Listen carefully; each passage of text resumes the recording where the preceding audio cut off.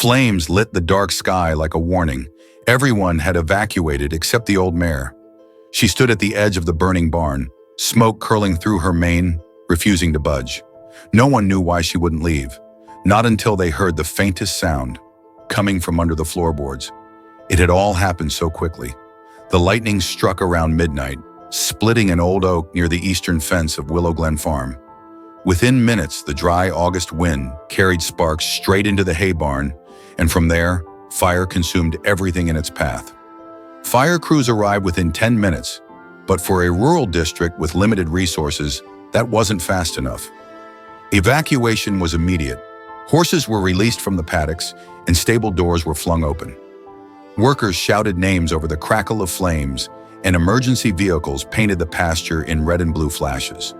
But through it all, Clara, a 22-year-old mare with clouded eyes and a silvered mane, stood her ground. She wasn't the strongest. She wasn't the fastest. She'd long been retired from work, left to graze and sleep under the trees behind the barn.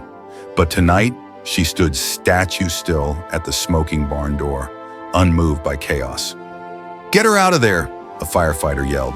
"We tried," one of the stable hands shouted. "She won't move. She just keeps staring at the barn." Two men approached, coughing through the thickening smoke, trying to loop a rope around Clara's neck. She backed away slightly, not out of fear, but protectiveness. Her ears flicked forward, her body shifted low, defensive, her gaze fixed on something inside. And then, a sound, faint, delicate, almost lost in the crackle of burning wood. A whimper, a cry, coming from under the floorboards. Inside the barn, heat twisted the air. Flames had already claimed the roof's edge. Horses that had been inside were already out, herded to the lower pasture. Everyone was accounted for, except not everyone. "Did someone check the side tack room?" a woman shouted, pushing through the smoke. It was Maggie Donovan, the farm owner, in her 60s, strong as nails, with dirt-caked boots and a voice that carried like thunder. Her hands trembled now, her face ash pale. "My grandson," she breathed. "He sleeps there sometimes, in the old loft above the tack room." She ran, heart pounding, but was held back by a firefighter. "No one's supposed to be in the barn," he shouted. But Clara knew better. She'd seen 6-year-old Eli sneak in that evening with a blanket and a flashlight. He'd done it before. He loved falling asleep in the hayloft, tucked between saddles and old feed bags, pretending he was camping in the wild. But tonight, he hadn't come out. Clara had watched him go in, and she had stayed, waiting, guarding. Firefighters rushed toward the tack room. The heat was unbearable, the barn groaning under its own weight. "We need axes," someone screamed. "The door's warped shut." With a loud crack, the door split and gave way. Inside, the loft ladder was barely visible through the smoke. A beam crashed behind them, missing by inches. They had seconds. "Over there!" one yelled, shining a flashlight. A small foot stuck out from behind a pile of smoldering sacks. "Got him!" another shouted.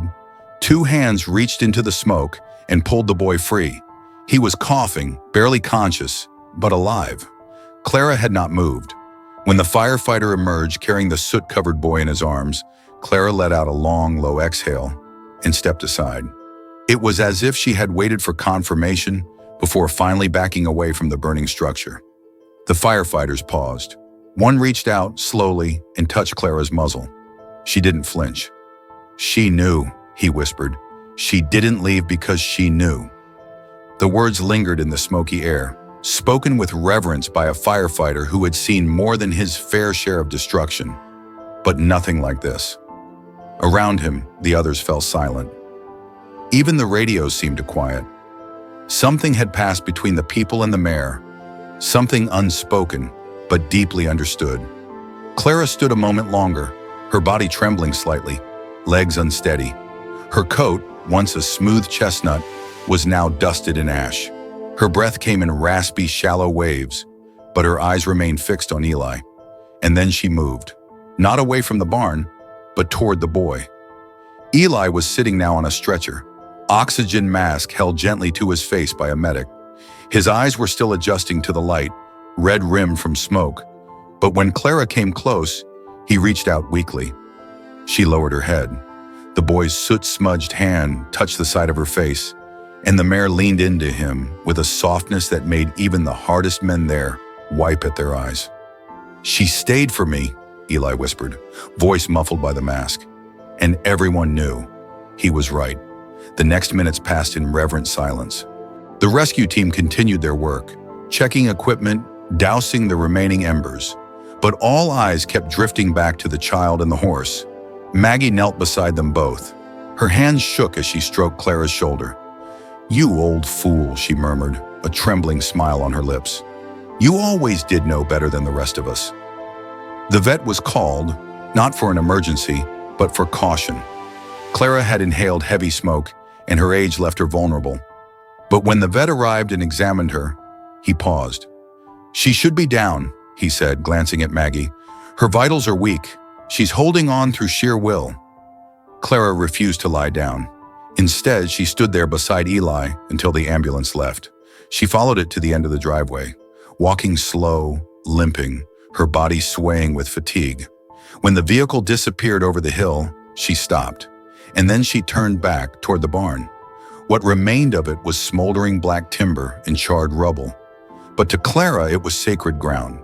She approached the edge of the burned foundation and stood still, breathing in the scent of smoke and memory. That night, as the sky cleared and stars returned to the farm, Clara stood by the ruins alone. Maggie watched from the porch, wrapped in a blanket, hands clenched in prayer around a chipped coffee mug. The mare didn't sleep. She just watched, as if standing vigil, not over a structure, but over what had been saved inside. By morning, her legs buckled. The vet was called again, and this time, everyone knew. Maggie was at her side before the vet could even arrive.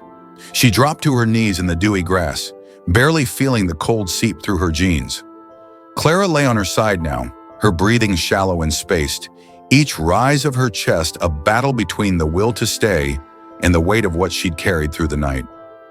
"She waited until he was safe," Maggie whispered. "That's all she needed." The vet crouched beside her, moving gently, respectfully, like someone entering sacred space. He listened to Clara's heart, then looked up and simply gave a slow, somber nod. "She's not in pain," he said softly, "but she's tired. Her body is shutting down." Maggie brushed the ash from Clara's mane with trembling fingers. "Let her be here," she said. "Not in a stall, not with a needle. Let her rest where she chose to stand." So they let her lie beneath the sky. Eli, still wrapped in blankets at the house, heard the silence outside.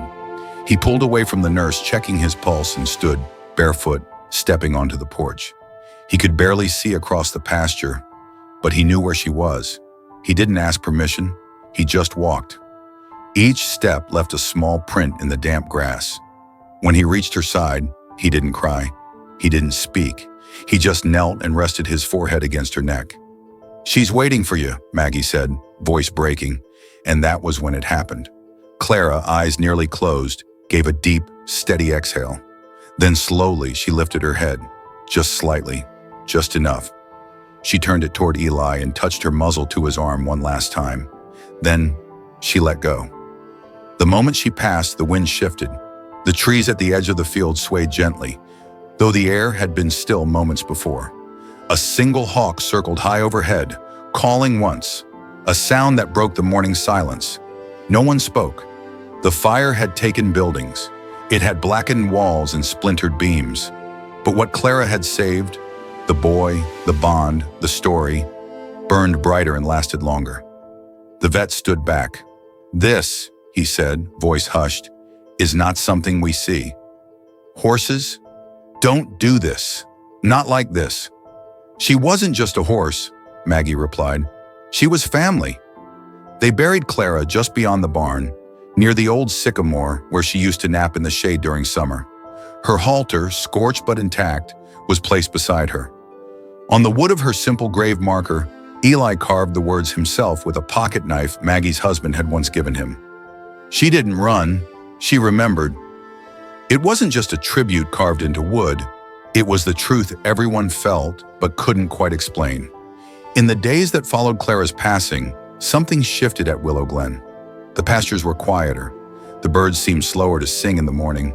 Even the other horses moved with unusual stillness, often pausing by the sycamore tree where Clara now rested.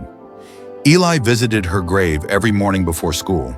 At first, he didn't say much, just sat cross-legged in the grass, watching the wind ripple through the tall weeds. But slowly, words came. He spoke to her like an old friend. He told her about his dreams, about the barn that still smelled like fire, about the firefighter who gave him his badge, and about how he sometimes still woke up coughing from the smoke, but it didn't scare him anymore. "Because you waited," he'd whisper. "Because you remembered me." He began leaving things by the marker. A feather he found in the driveway, a pine cone that reminded him of her nose, a drawing he made of her standing in front of the barn, the flames behind her like wings. Maggie laminated that one and nailed it to the side of the tool shed. But it wasn't just Eli who changed. Volunteers who had once only shown up on weekends now came every morning. A local artist asked to paint a mural of Clara in the town square.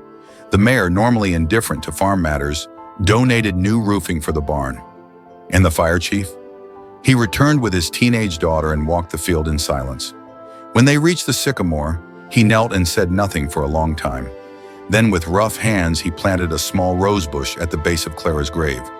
His daughter watered it in silence. "She didn't have to remember," he said quietly, almost to himself. "But she did." They weren't the only ones. A month later, Maggie received a letter in the mail. It was handwritten, on stationery from a ranch in Montana. "Dear Ms. Donovan, my name is Hannah, and I used to work at Willow Glen 20 years ago, when Clara was just a filly.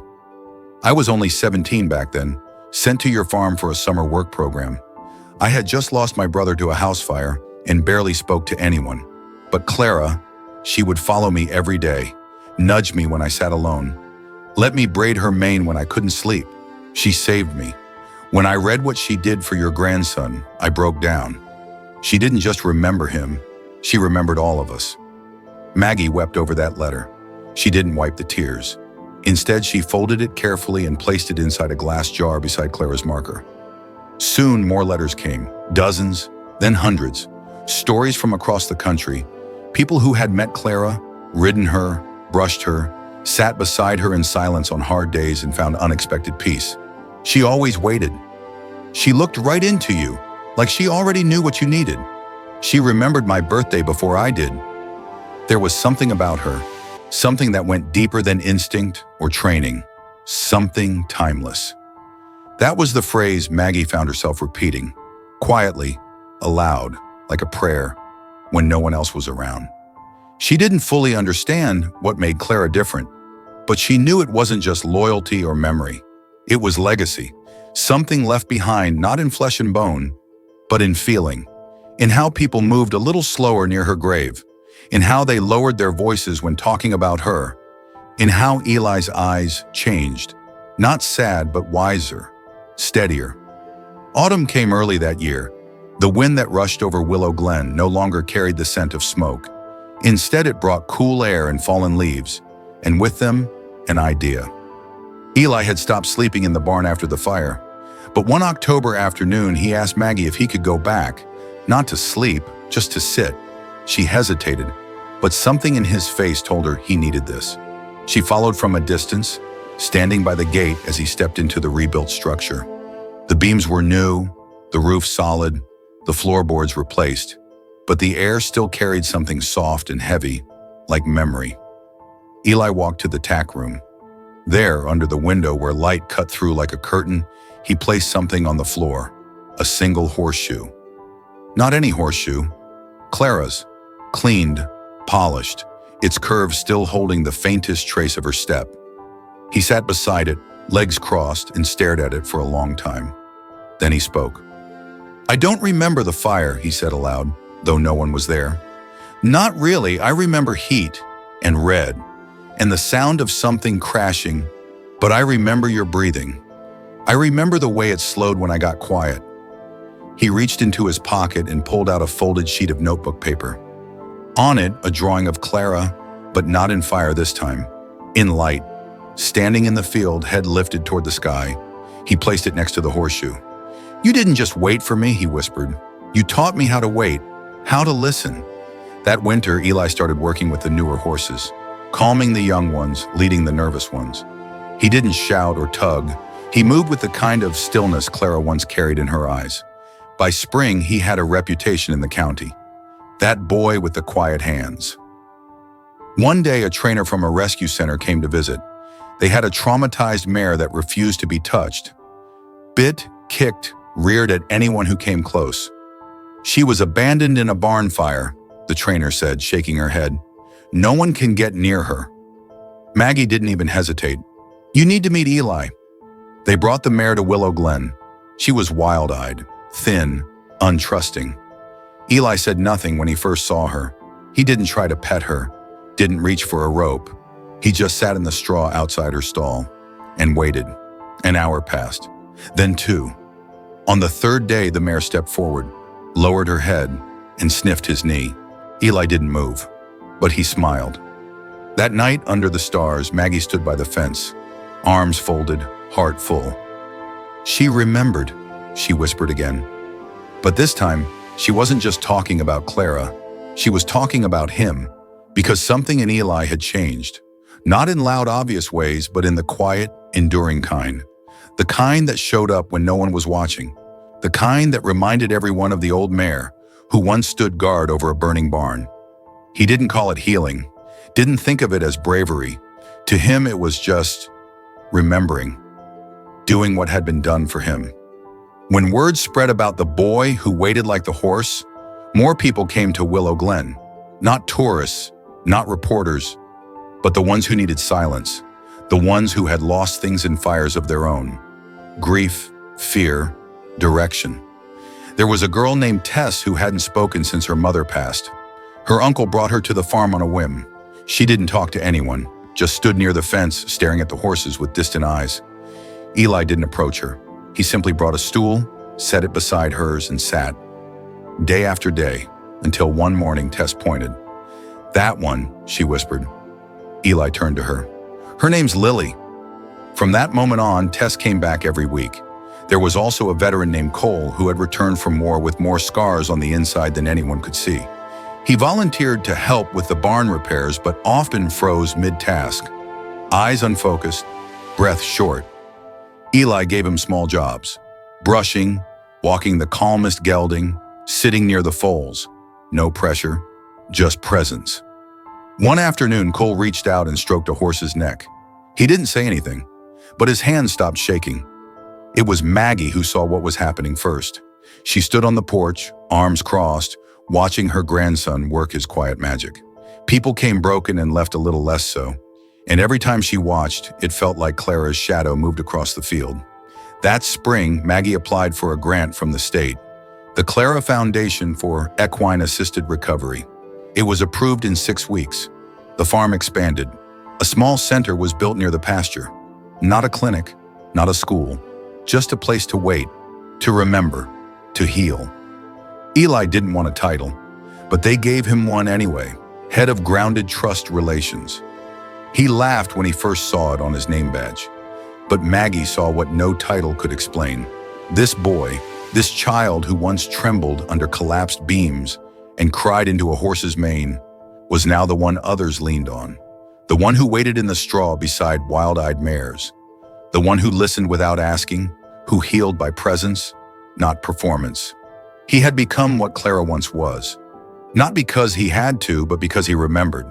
And now others would too. Because something about Clara's story didn't stay on the farm. It moved. It found its way into whispers between strangers on buses, into quiet classroom discussions, into late-night coffee shop conversations where people tried to describe why a horse standing in a fire could make them cry. They couldn't always find the words, but they remembered how it felt. A local journalist who'd visited the barn after the fire wrote a small piece for the town paper. Nothing dramatic, just a few paragraphs, a photo of Clara, and Eli's hand resting on her mane. 3 weeks later, that article had been shared over 1 million times. Soon, letters came from around the world. A teacher in Denmark asked if she could read Clara's story to her students during their empathy unit. A sculptor in Argentina requested permission to model a bronze mare after Clara for a memorial park. A woman in Japan who had lost her son in an earthquake, wrote to say that for the first time in months, she had felt something stir inside her chest. Not hope, not yet, but the memory of what it had once felt like. She wrote only 4 words. Tell him, thank you. Eli read that letter sitting in the hayloft, the same place he'd once been trapped. He didn't answer it, but he carried it with him. The story grew beyond the pastures of Willow Glen. That fall, Maggie was invited to speak at a conference on trauma-informed education. She wasn't used to podiums or microphones, but when she stood before that crowded room, she didn't need notes. She told the story from the beginning, not just of the fire, but of Clara and of Eli, and of the moment when one soul stood still while the world ran, because love, true love, holds its ground. When she finished, the room was silent. Then someone stood, and then another. A standing ovation, not for her, but for a horse most of them had never met. A horse who remembered, a boy who did too, and now, a world that was beginning to. A year to the day after the fire, the town unveiled a bronze statue near the center of the farm. It showed Clara, legs planted, mane swept by wind, eyes fixed forward. Not wild, not afraid, just still.